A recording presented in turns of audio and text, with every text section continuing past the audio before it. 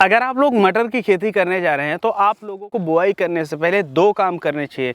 अगर यह दो काम आप लोग कर देते हैं तो जो आपके मटर का जमाव है यह 100% होगा। इसके साथ साथ जो मिट्टी जनित रोग होते हैं या जो बीज जनित रोग होते हैं यह आपकी मटर में नहीं लगेंगे, जिसकी वजह से आपकी मटर अच्छे से विकास करेगी और आप लोगों को उसका प्रोडक्शन ज़्यादा देखने को मिलेगा।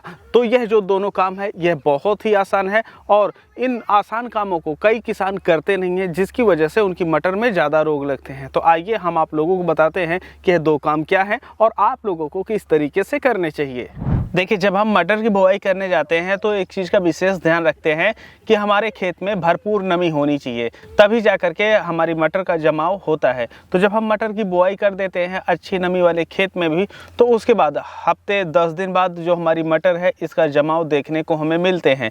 लेकिन यह हफ्ता जो 10 दिन का टाइम हमारा एक्स्ट्रा लग रहा है, क्या हम इसे किसी तरीके से कम कर सकते हैं?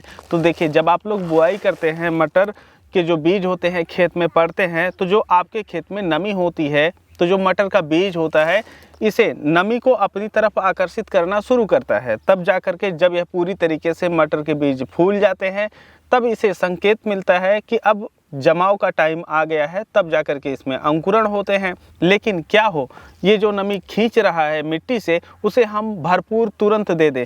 तो इसके लिए हमें करना चाहिए, जो हमारी बीज है इसे सबसे पहले हमें लगभग 2 से 3 घंटे के लिए भिगो देना चाहिए। जब हम 2 से 3 घंटे के लिए भिगो देते हैं, जैसा आप लोग नाश्ता तैयार करने के लिए अंकुरित चने, मटर, गेहूँ इत्यादि प्रकार लेते हैं, तो आप लोग देखते होंगे कि जब उसे आप पानी में भिगोते हैं तो 2 से 3 दिन में ही आप लोगों के अंकुरण निकल करके बाहर आ जाते हैं।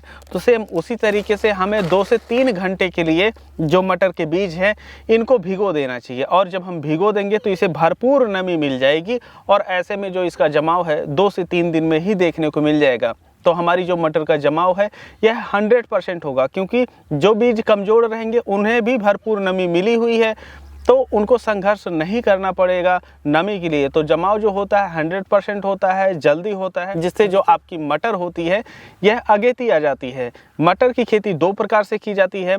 एक होती है आपकी दाल के लिए, जैसा कि आप लोग यहाँ पर देख रहे हैं, और दूसरी हमारी मटर होती है सब्जी के लिए। जो हमारी सब्जी वाली मटर होती है उसमें किसान भाई ये ध्यान देते हैं कि हमारा अगेती है। तो हमारी जो 60 दिन वाली मटर की बीज होती है, जैसे AP3 वैरायटी है, वह सब्जी वाली है जो कि 60 दिन में तैयार हो जाती है।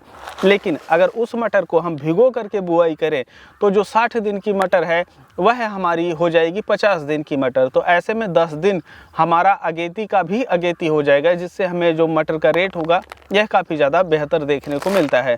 तो आप लोग जो अपनी मटर है जब भी बुआई करें तो इसे 2 से 3 घंटे के लिए भिगो दीजिए और उसके बाद आप लोग बुआई कीजिए। लेकिन भिगोने के पश्चात आप लोगों को संशोधित भी करना चाहिए। तो यहाँ पर हम आप लोगों को 1 या 2 संशोधन नहीं, इसमें हम आप लोगों को संयुक्त संशोधन के बारे में बताने वाले हैं। अगर आप लोग संयुक्त संशोधन करते हैं तो जो आपकी मटर है उसमें बीज जनित और जो मिट्टी जनित रोग होते हैं यह नहीं लगेंगे। तो आप लोग संयुक्त संशोधन कैसे करेंगे, चलिए हम आप लोगों को बताते हैं। आगे बढ़ने से पहले आप लोगों के लिए एक ज़रूरी सूचना। देखिए, जब भी हम लोग जैविक खेती करने जाते हैं तो ऐसे में हमारी सबसे बड़ी समस्या ये होती है कि हम कौन से जैविक उर्वरक, कीटनाशक, फंगिसाइड घर पे तैयार करें, उन्हें कैसे, कब और कितनी मात्रा में किन फसलों में प्रयोग करें। तो इन्हीं सभी समस्याओं को ध्यान में रखते हुए हमने किताब लिखी है, जिसमें आप लोगों को 51 और 101 प्रकार के जैविक उर्वरक, कीटनाशक और फंगिसाइड घर पे तैयार करने और उन्हें उपयोग करने के बारे में विस्तृत रूप से बताया गया है। यह किताब आप लोगों को 51 वाली 51 रुपये में, 101 वाली 101 रुपये में मिलती है। यह किताब हिंदी और अंग्रेजी दोनों में ही उपलब्ध है।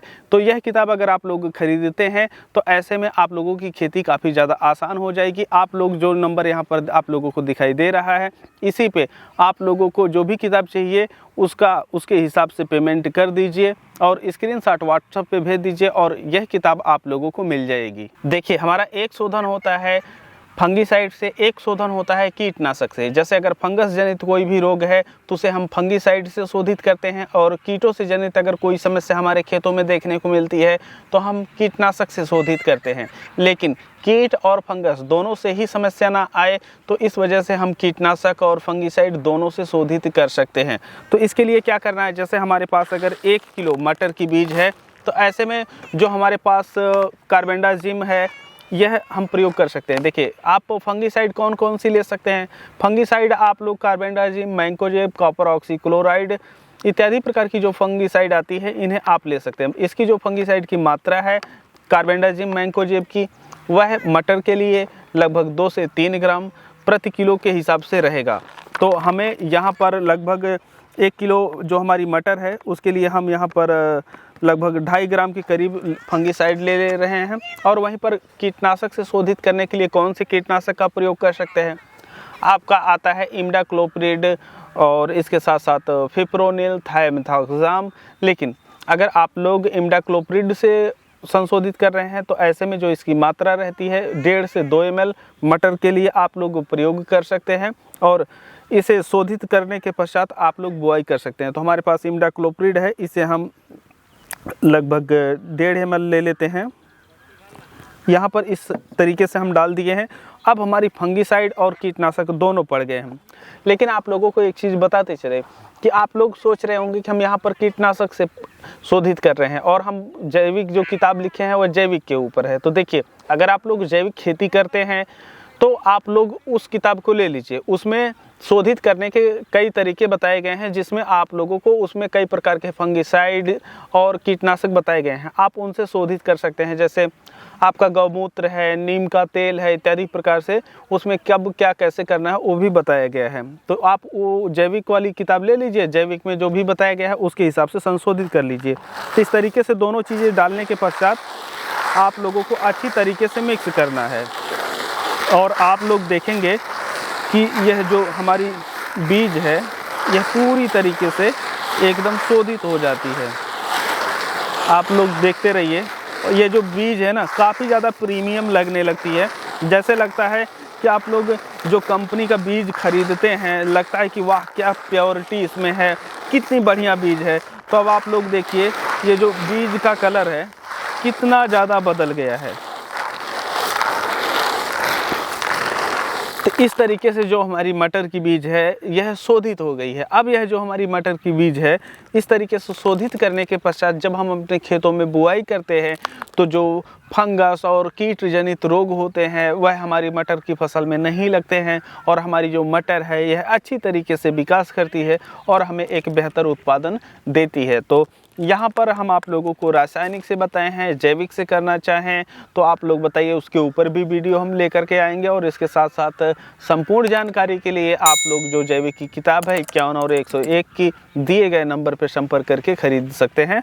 तो यहाँ पर जो हम 2 चीज़ें बताएं, संयुक्त शोधन और इसके साथ साथ आपका मटर की बीज को 2 से 3 घंटे भिगो करके बुआई करना, तो यह दोनों चीज़ें आप लोग ट्राई कर सकते हैं। इसे हम अपने खेत में खुद ट्राई करते हैं और जो इसका रिजल्ट है बेहतर है। तो इस वजह से हम आप लोगों को बता रहे हैं। तो आप लोग निश्चिंत हो करके इस तरीके को अपना करके अपनी खेती कर सकते हैं। और जैसा फीडबैक हो आप लोगों का हमें वीडियो के माध्यम से भेज सकते हैं फ़ोटो कि आप लोग इस तरीके से करते हैं तो किस तरीके से रिजल्ट आते हैं।